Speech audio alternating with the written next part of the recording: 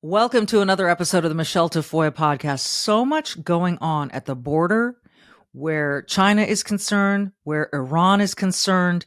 I don't bring these up to make you more anxious.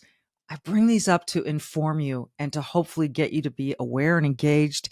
And talk about awareness and engagement. Morgan Ortagus, who is an expert in all things foreign relations, joins us next. Welcome to the Michele Tafoya podcast.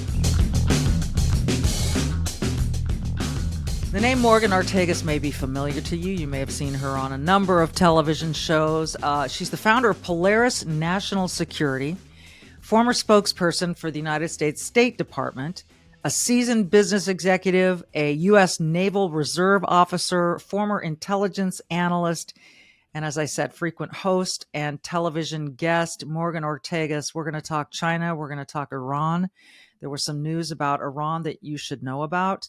We'll talk about the border, so much to get to, and the perfect guest. So stick around. You will find her engaging and, most importantly, informative. This is stuff we got to know. So stick around. Now, are you one of the millions of Americans, whether you're male or female, you're dealing with premature hair thinning or hair loss, or maybe you're a little afraid because it runs in the family and you might inherit that gene? Well, finally, there's a real solution that delivers on its promise without the harsh chemicals, without the side effects, without the disgusting smell. Thanks to our friends that developed Genucel skincare, which you know I'm a huge fan of. Provia uses a safe natural ingredient. It's Procapil. I always want to say Provia Procapil. It's Procapil to effectively target the three main causes of premature hair thinning and loss by supporting healthy scalp circulation, the delivery of nourishing nutrients, and healthy hair follicle anchoring to your scalp. Provia guarantees more hair on your head than in the drain or your comb. Effective for men and women of any age, safe on colored hair, safe on treated hair, safe on styled hair. It's that easy. And right now, new customers save over 50% off Provia's introductory package at proviahair.com/Michele. It's PROVIA hair, HAIR.com/Michele. Every package includes a full 60-day supply of Provia serum for daily use, plus Provia 30 super concentrate for faster, more noticeable results. Provia works. Guaranteed, or 100% of your money back. See results for yourself right now. Don't wait. Go to proviahair.com/Michele. proviahair.com/Michele with one L, please. That's proviahair.com/MICHELE. Coming up, Morgan Ortagus on what's going on at the border, our relationship with China, and some breaking news on Iran that should really make you wake up. That's next.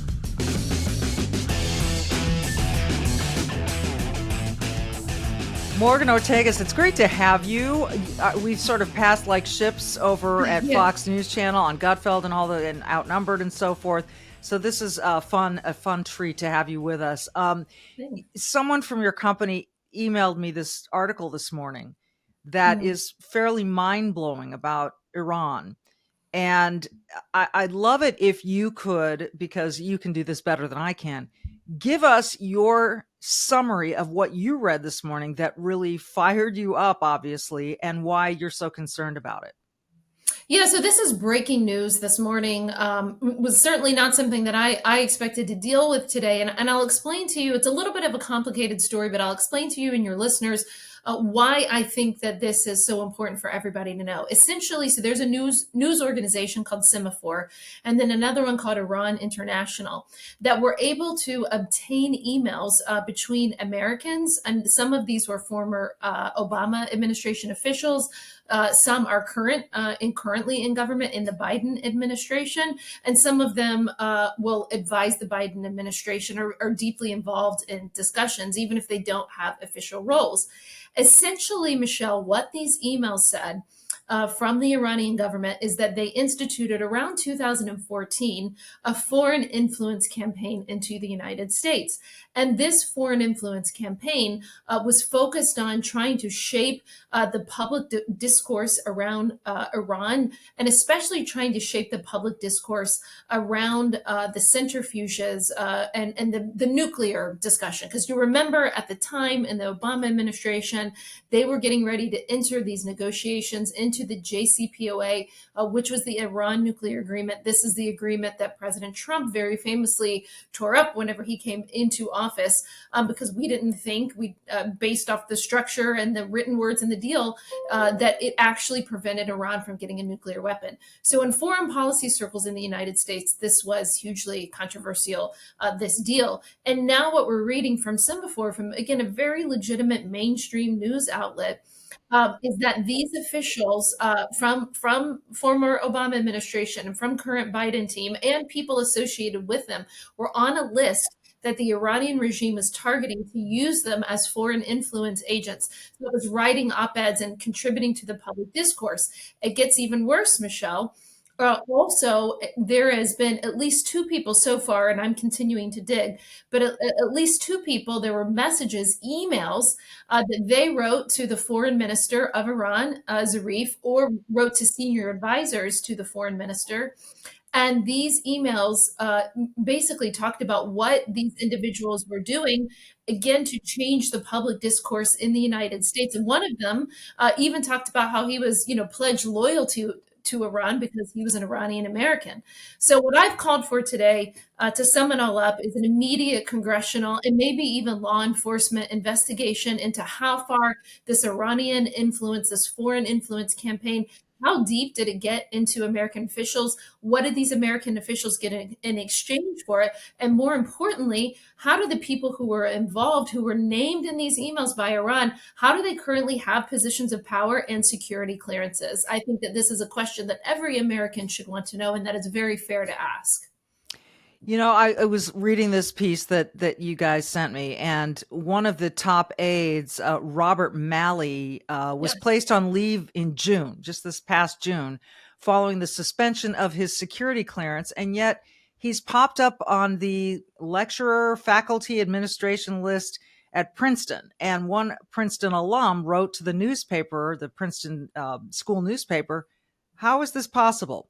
The guy who's under investigation by the FBI, among other places, and had his security clearance taken away or suspended, is being hired to speak at Princeton, to teach at Princeton. Who is this Robert Malley character? And we this was really quiet, by the way, at least in bigger circles. You probably knew that his security clearance had been suspended, but why? And why is he just out there now in a university? I've been screaming about it. It's been hard to get mainstream media coverage of this. So Rob Malley was who Biden and Secretary Blinken, the Secretary of State, chose to be their Iran envoy. He came with an enormously controversial, right, over the interviews and his associations over the years. His, really it felt like shilling for the Iranian regime. This was just an incredibly controversial choice to begin with. Now what it looks like, and I will say, I will use Chairman Mike McCall, who is the chairman of the House Foreign Affairs Committee. He did an interview with me actually on News Nation, and he said that Rob Malley's actions were treasonous. Now, what does that mean? I don't know, because the committee and the State Department have not released what Rob Malley did. But Mike McCall is not a flamethrower. Mike McCall is a very seasoned, long-term congressman from Texas, very well-respected chair of House Foreign Affairs, and he wouldn't use the words traitorous or treasonous without some real meat behind them. It's also important to note that the State Department did not admit any of this to Congress. I believe Congress found out through media reporting that his clearance had been revoked. So for months, he was operating at the State Department without a security clearance. They did not inform Congress. And even then, the White House has said, oh, this is a private matter. Listen, it's not a private matter whenever administration officials are being accused of being foreign influence agents for, by the way, I would remind the audience, this is not just an enemy of the United States. Iran is an enemy of the United States. They threaten to wipe out the state of Israel all the time.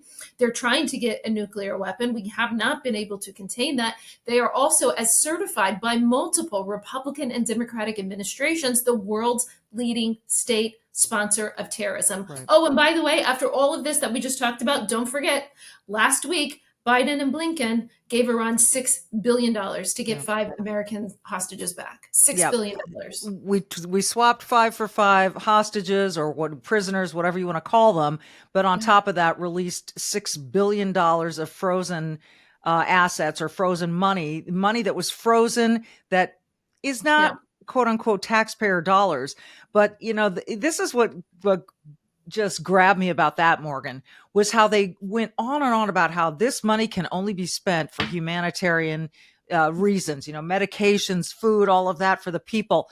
That's like saying, we're going to donate money to Planned Parenthood, but it is not allowed to be used on abortions. Money is fungible. Money is fungible. So when you give someone $6 billion to use in whatever capacity, that frees up $6 billion somewhere else to use in another capacity. What are they hiding? The administration. Listen, it is the extent that they have gone to protect Rob Malley.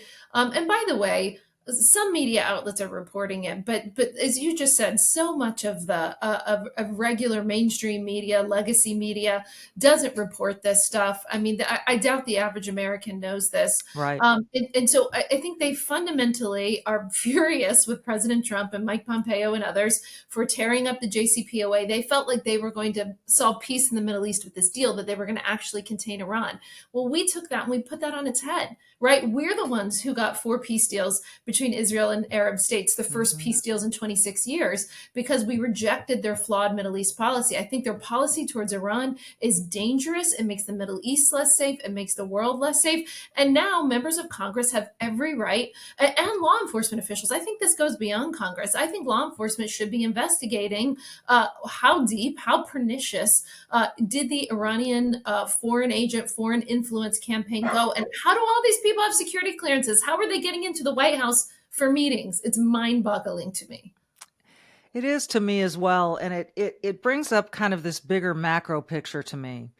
We like to believe that our leaders, that the White House, that the president, that the State Department are all protecting America, have America's best interests. And I'm not just talking about people, but the ideals of America, what we're founded on, and liberty, freedom, and domestic tranquility, if you will, keeping outsiders outside, the malicious ones. And so it leads me to wonder who the hell is making such decisions.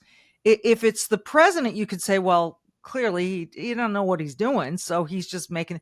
But I don't believe it's the president. Whom do you believe is behind some of this stuff that's going on that seems to be putting us more at risk than protecting us?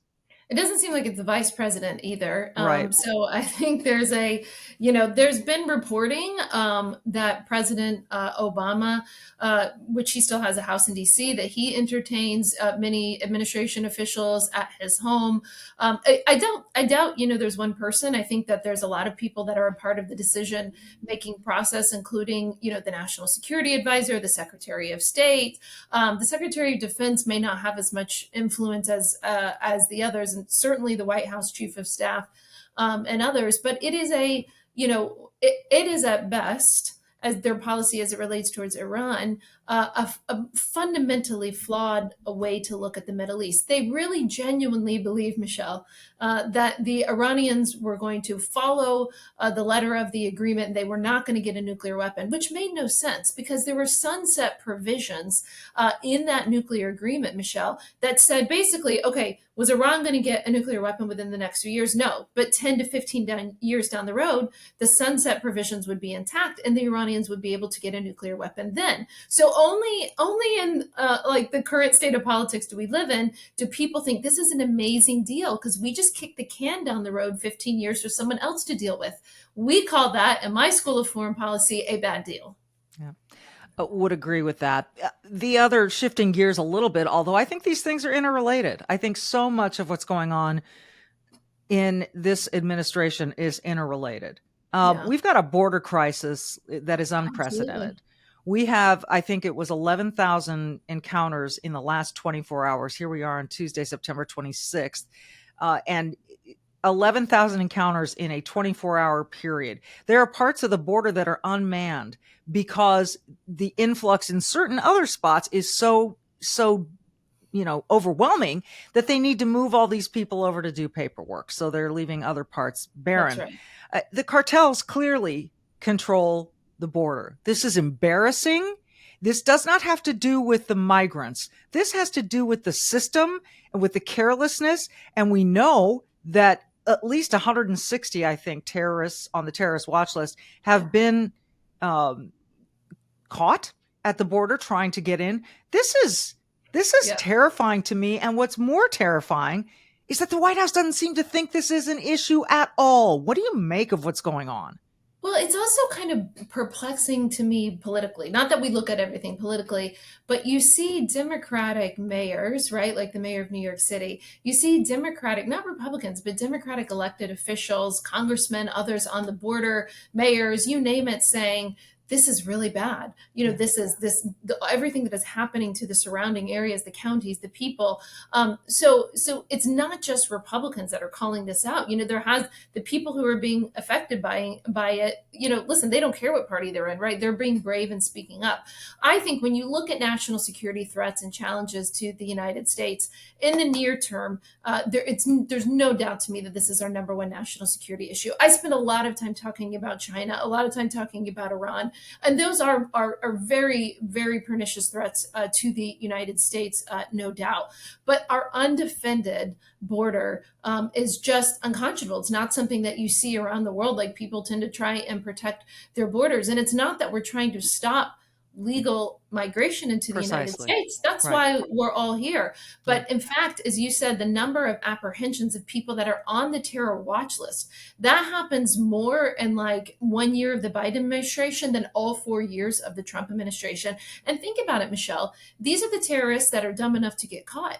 Right? The ones that we're catching at the border. Yeah. Imagine the ones that are a little bit more sophisticated. And then, of course, you have the fentanyl problem. Now, this is something interesting that I've heard Democrats trying to attack recently. They're saying, well, most of the fentanyl is not coming over the border, so it's not a border issue, which sort of makes my head explode, because whenever you think about limited and finite resources, whenever you're taking DHS people away from ports of entry and other jobs and things that they should be doing, and they're having to deal with a literal crisis on the border, well, perhaps that's one of the reasons why fentanyl is entering our country and is killing young people 18 to 49 more than anything else. And then, of course, there's the fact that we know that the chemical precursors come from China. Yeah. I'm telling you, I was beating up the State Department. I was beating up the Secretary of State, for the past 2.5, 3 years, saying you have to make this your number one issue with China. The chemical precursors, the cartels would not be able to get fentanyl into the United States if the chemical precursors were not coming from China. The Secretary of State, Blinken, finally brought it up when he was meeting with the Chinese. I think it was in June, when he went over there to kiss the ring of the emperor, which is a whole other story, Michelle. Yeah. And he brought it up and he said, well, we're actually going to start a working group about it. And I thought, oh my God, you fell for it. Like, you've got to be kidding me. You fell for it. How about stop sending drugs into our country that is killing our young people, or else, right? We're going to start a working group on it. What is the working group going to do? It seems to me the mamby-pamby, milquetoast response that this administration has to so many things. We're going to get a committee. We're going to start a working group. We need conversations. Yeah. We don't need conversations anymore, because we see what's going on. We need results. We need action. And you've got, look, we're in the middle of an election year now, and you have people on the Republican side, particularly Ron DeSantis, who's been pretty militant about this, that we will take the cartels down. I mean, we'll use military to do it, because it's pretty clear what's going on and who's got control and who's allowing or enabling all of these illegal migrants to come across. It is the cartels, and they're making a fortine. And who are allowing the cartels to do it? The Mexican government. Yes. And why is the Mexican government allowing it to happen? Because Lopez Obrador does not have a good relationship with Biden. And when you have a weak man or woman, right, doesn't matter gender, when you have a weak person in office, which I would argue both the president and the vice president have been on this issue, when you have a weak president, then rogue actors around the world act accordingly. It's sort of like you and I were talking about our kids right before we came on. Yours are a few years older than mine. Mine's 3 years old. It's like my 3-year-old knows exactly what she can get away with, like from her mom, from her dad, right? And this is like despots and dictators, and bad governments are no different. It's human nature that when you're facing somebody weak, you can take advantage of their weaknesses. That's what people in power do, and they do not respect weakness. And you're right. You said men or women. We've got one of each. We've got a weak man in the presidency. We've got a weak woman in the vice presidency. And I'm sorry, I don't care what anyone says. When you've got problems like we've got problems at the border, when it was, incumbent on Kamala Harris to, but we'll get at the root causes. Okay, that's fine. But in the meantime, could you stop the flow? Could we close the border? Oh, the border's closed. The border ain't closed. We've got pictures. I just wonder also, see, it seems to me that, Biden gets into office. Number one thing was to undo everything Trump did, no matter whether it was good, bad, or indifferent. Yeah. Undo it, right? We are the anti-Trump. Okay, so they undo all the border policies. And this flow begins. Now, this administration also seems to not ever want to say, you know what, we probably made a mistake here. Or, you know what, this didn't go as planned. We're going to make fixes. It's the silence from the White House on this issue is deafening to me. Is it that, you hear people, Morgan, say, well, this is what they want. They want to bring in new voters who will vote Democrat for the rest of eternity. You've got others saying, no, they just don't care. What do you think the motivation is for this complete lack of willingness to attack the problem? They are, in my assessment, they are completely beholden to the left wing of their party. Joe Biden is not governing as the moderate that he campaigned from the basement, I might add. In 2020, he sort of said, I'm this moderate Democrat. I'm a Pennsylvania, Delaware guy, union guy. I'm going to come in and bring Americans together. And I think Americans, many largely suburban women and independents went for that message. And he has, in fact, governed, in my opinion, as an extreme leftist, way more extreme than even the Obama administration did. Which is a little... It's a stark statement. I mean, it is crazy. Before I let you go, I do want to get a little bit from you on China, because this to me is a massive concern. And I have made it kind of my own personal mission to check labels on everything I consume. That's whether great. It's a piece of furniture, a piece of clothing, whatever it is, I look. And obviously we've all got our devices, right? And largely made in China. And that's unfortunate. And, if I really were going to stick to my guns, I'd throw my iPhone out the window. I know. Me too. But I need it. But so everything that I can get rid of that is, or can avoid buying from China, I do. And that limits me you could go through a Walmart, for example, fill your cart, and then go through and look at everything and go, I got to put like 2/3 of this back if I'm really going to stick to this. But why is it important? And does it make a difference to stay away from these goods? Is that going to impact our relationship, our disentanglement with China at all? Or does it not matter, given that President Biden has said, we're fine with China. We just want to get along. Yeah, first of all, I think the actions of everyday Americans matter, right? I think conservatives around the country finally got fed up with being silenced, with being canceled. And you have seen conservatives speaking out against Bud Light, Target. You go through the list. And so when finally enough individual Americans say, I've had it, I do think that makes a difference. I mean, let me give you a really good example. There is a clothing line that, if you're on Facebook or Instagram like I am, it probably gets advertised to you. It's called Shein, Shein. Well, they actually make their clothes. I don't know if you know this, but I've been trying to educate people. One of the reasons that their clothes are so cheap is not only are they made in China, this is a Chinese company, they are made in Xinjiang. What is Xinjiang? Xinjiang is the province where there is an ongoing genocide against Uyghurs. Who are Uyghurs? They're an ethnic minority in China. Remember, China is very racist. And so they don't like these ethnic minorities. They want everybody to be a Han, right? They want want them, that's what they think is the predominant and premier ethnicity. So they have an ongoing genocide there. And part of Shein's clothes, or anybody who manufactures there, by the way, Volkswagen is also guilty of this. But anybody who manufactures in Xinjiang, either unknowingly or knowingly, actually has slave labor contributing to their clothes. Now, I didn't know this about Shein. I'd probably say 4 or 5 years ago, I bought something in there. I found out. And of course, we'll never buy anything from there again. But that's just one example of how these ads are targeted probably to women, Michelle, if you're in my age. And it's like, oh, it looks trendy. It's cheap. Nope, comes from slave labor in Xinjiang. Another thing I would remind all the viewers that hits home, I think, for everybody is TikTok. It is Mike Gallagher, my friend in Congress, has called it digital fentanyl. First of all, even if you don't believe or understand how the Chinese Communist Party steals your data, if you're using TikTok, and you can say, well, they're stealing my data anyway because, all of these tech companies have engineers in China. So even the American, social media companies can get my technology.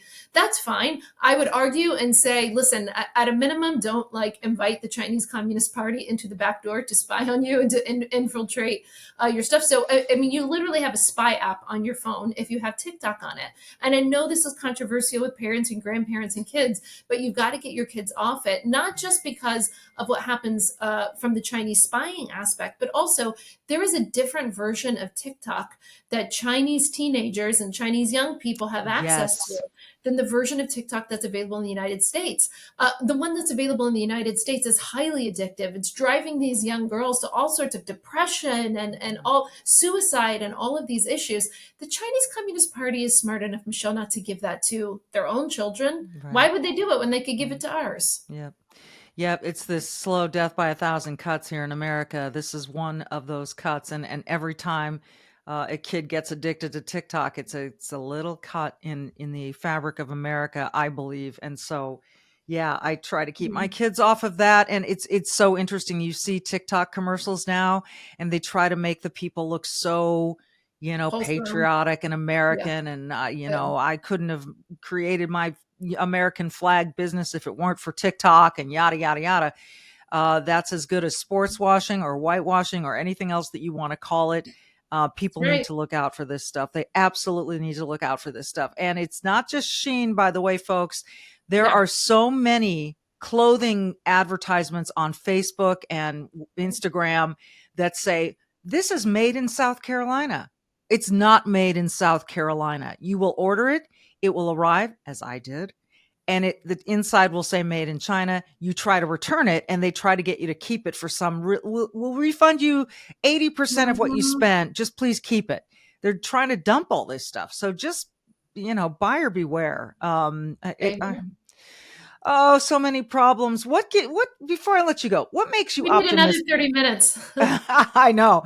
What makes you optimistic about America right now, Morgan? I want to leave on an up note if we possibly can. We can. I know. I do feel like I'm always the doomsday person talking about. It's hard not to be. And national security, because part of my job has always been to look at risk around the world and think, how does this affect the United States? I would say, here's one I'll give you where I think that there is a hopeful opportunity. I mentioned earlier the Abraham Accords that I was so lucky to be a part of in the Trump administration. The first peace deals between Israel and Arab states in 26 years, 4 of them. So it looks like because of President Trump, Mike Pompeo, Jared Kushner's, very smart diplomacy in the Middle East, it looks like there is a small window of opportunity for Saudi and Israel to come together and also make a peace agreement, make normalization. There's a chance for peace between Mecca and Jerusalem, which is huge, which is not something that, something I thought would be very difficult to see in my lifetime.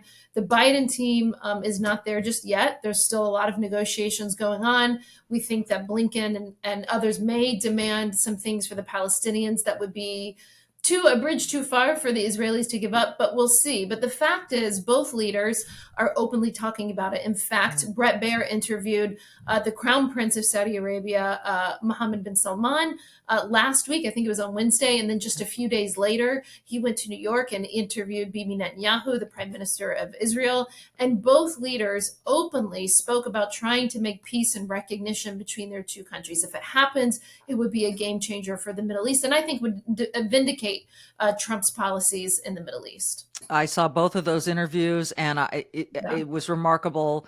And everyone commented on how Netanyahu had never looked more optimistic or more cheerful. So it is an interesting time, something to watch. And if and when it happens, we'd love to have you back. Morgan Ortagus, such a pleasure. Thank you so much for taking the time.